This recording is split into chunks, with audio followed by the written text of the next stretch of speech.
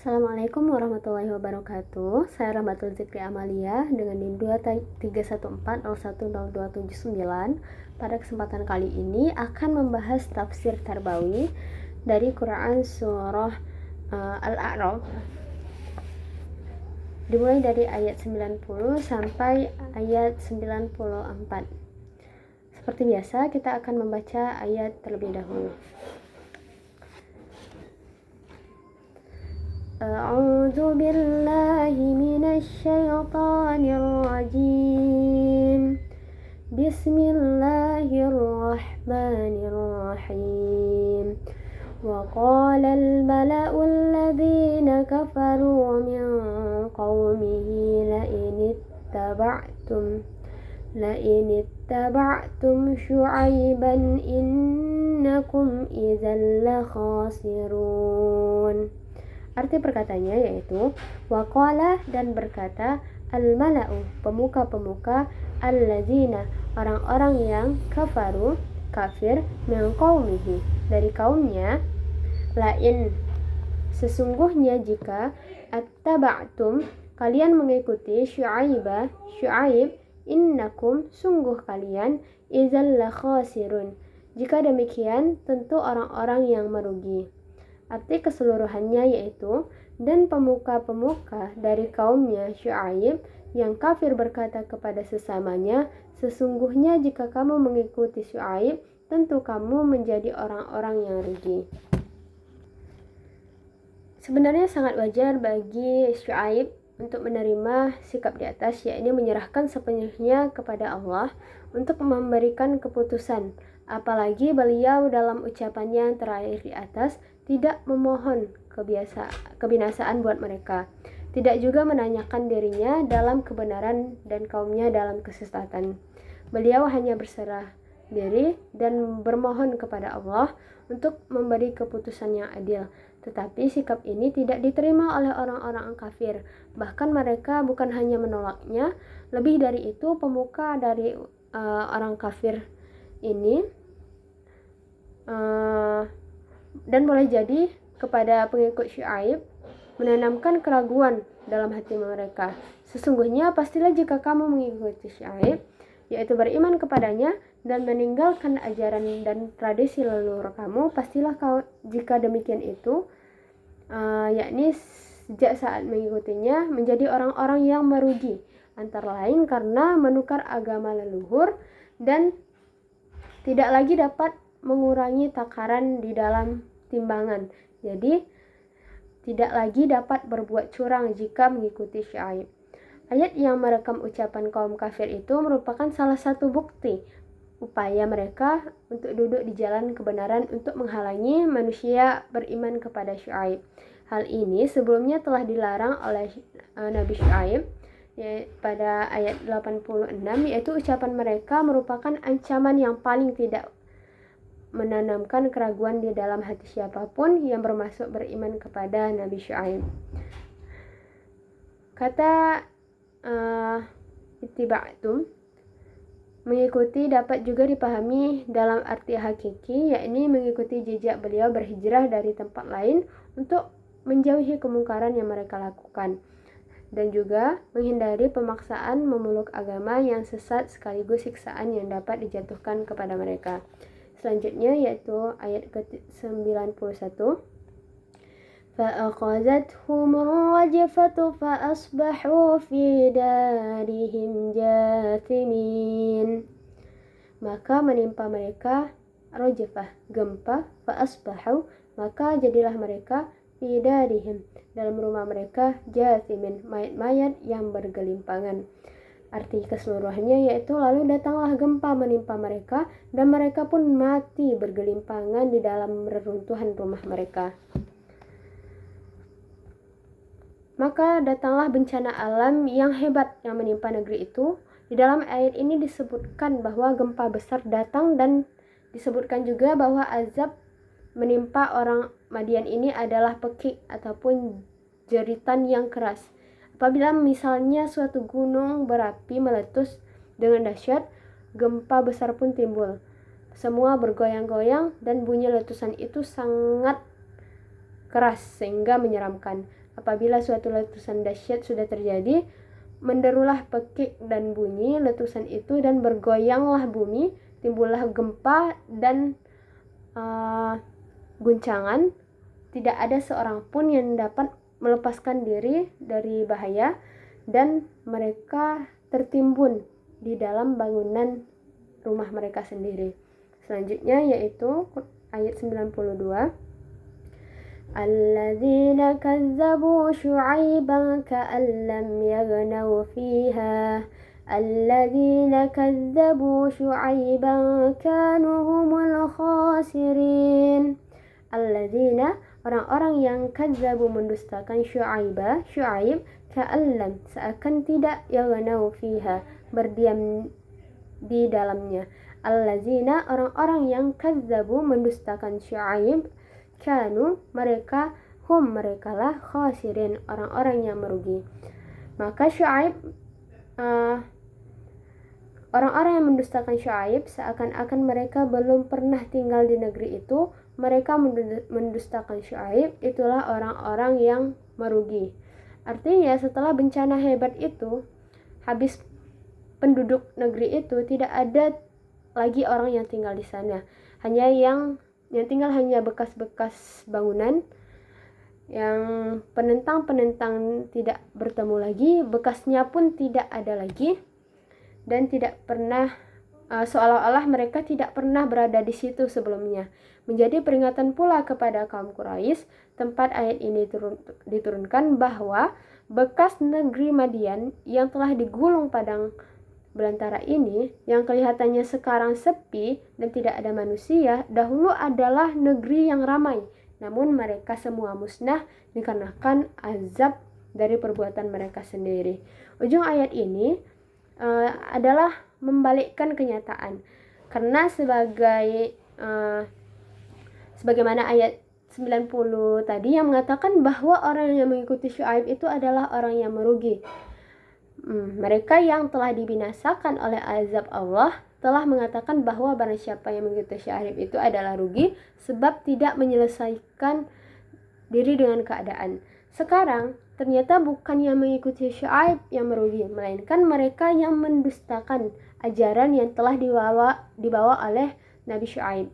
Mereka rugi karena harta benda yang tidak halal dan dikumpulkan dengan segala macam tipu daya, membuat kusut sesudah bumi Allah selesai. Tidak sepeser pun mereka dapat menebus diri dari siksa Allah yang datang menimpa. Selanjutnya ayat 93. Fatawalla anhum wa qala ya qaumi laqad ablagtukum risalati rabbi wa nasahtu lakum fakayfa asa ala qaumin kafirin. Fatawalla, maka dia Syuaib, anhum, dari mereka, wa qala, dan dia berkata, ya qaumi, wahai kaumku, laqad, sesungguhnya, ablagtukum, aku telah sampaikan kepada kalian, risalati rabbi, risalah dari Tuhanku, wa nasahtu, dan aku beri nasihat, lakum, kepada kalian. Fakaifa, maka bagaimana, asa, aku bersedih, ala kaum yang kafirin, atas kaum yang kafir. Maka Syuaib meninggalkan mereka seraya berkata, wahai kaumku, sesungguhnya aku telah menyampaikan amanat Tuhanku kepadamu, dan aku telah menasihati kamu. Maka bagaimana aku akan merasa sedih terhadap orang-orang yang kafir. Selanjutnya itu akibat kebinasaan yang menimpa kaum itu, maka Syuaib dengan rasa berat meninggalkan mereka seraya berkata dengan penuh penyelesaian dan rasa iba, hai kaumku, sesungguhnya aku telah menyampaikan kepada kamu risalah, yakni pesan-pesan yang dibuktikan dengan aneka mukjizat, dan aku telah memberikan nasihat secara khusus, tetapi kamu tidak menghiraukan aku. Maka bagaimana aku bersedih dengan kesedihan yang besar terhadap apa yang menimpa orang-orang kafir yang telah mendarah daging di dalam dirinya kekufuran. Ayat ini pada awalnya mengisyaratkan adanya rasa ibah dan penyesalan dalam hati Nabi Syuaib, sebagaimana dipahami dari penggalan awal ucapannya, yaitu tetapi menutup ucapannya dengan menegaskan bahwa tidak wajar dia untuk sedih. Itu bukan berarti awal ayat bertentangan dengan akhirnya, karena rasa ibah pertama adalah akibat ketidakberimanan mereka, apalagi berkaitan dengan keluarga, suku, bangsa mereka. Sedangkan yang kedua menafikan kesedihan mendalam menyangkut putusan Allah membinasakan mereka, karena putusan tersebut sangat wajar lagi tepat pada tempatnya. 5 kisah Nabi Nuh, Hud, Saleh, Lut, dan Syuaib telah dikemukakan dalam ayat yang lalu, berulang-ulang dikemukakan oleh Allah sebagai surah dengan susunan seperti di atas. Ini berbeda dengan kisah Nabi Ibrahim. Hal itu disebabkan kelima Nabi disebutkan ini semuanya melihat dengan mata kepala mereka kehancuran kaumnya yang membangkang. Berbeda dengan Ibrahim yang terpaksa meninggalkan kaumnya dan tidak melihat mereka disiksa. Yang dialami Ibrahim merupakan satu penghormatan tersendiri, merupakan penghormatan yang dianugerahkan oleh Allah, dianugerahkan kepada Nabi yang secara tegas dinyatakan oleh Allah. Selanjutnya yaitu Quran surah Al-A'raf ayat 94. وَمَا أَرْسَلْنَا فِي قَرْيَةٍ مِّن نَّبِيٍّ إِلَّا أَخَذْنَا أَهْلَهَا بِالْبَأْسَاءِ وَالضَّرَّاءِ لَعَلَّهُمْ يَضَرَّعُونَ.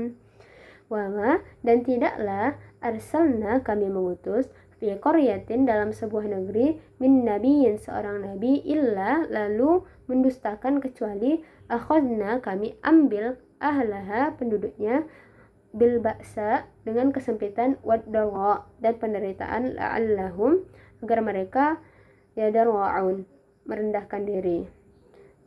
Keseluruhannya, dan kami tidak mengutus seorang nabi kepada suatu negeri lalu penduduknya mendustakan nabi itu, melainkan kami timpakan kepada penduduknya kesempitan dan penderitaan agar mereka tunduk dan merendahkan diri.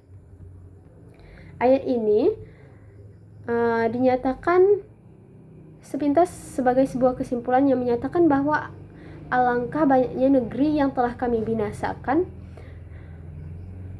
Lalu disusul dengan penjelasan yang lebih rinci tentang siksaan yang menimpa setiap penduduk negeri sesuai dengan kedurhakaan mereka. Kini kembali ayat 94 menyinggung secara singkat satu kesimpulan lain, agar jangan diduga bahwa apa yang terjadi pada kaum yang disinggung kisahnya di ayat yang lalu hanya untuk mereka saja. Di sisi lain, ayat ini mengisyaratkan bahwa hukum Allah berlaku sama untuk semua yang mendustakan Rasul, yaitu membinasakan mereka dan meruntuhkan secara total sistem kependudukan yang mereka anut, sehingga binasa sampai ke akar-akarnya. Dari ayat ini menegaskan bahwa hakikat lain perlu diketahui dan dicamkan bahwa Allah tidak mengutus ke penduduk suatu negeri seorang nabi dimanapun dia diutus lalu mereka mendurhakai nabi, kecuali kami timpakan. Artinya Allah tuh memang bersama rasul ataupun nabi-nabi. Selanjutnya yaitu relevansi dengan pendidikan.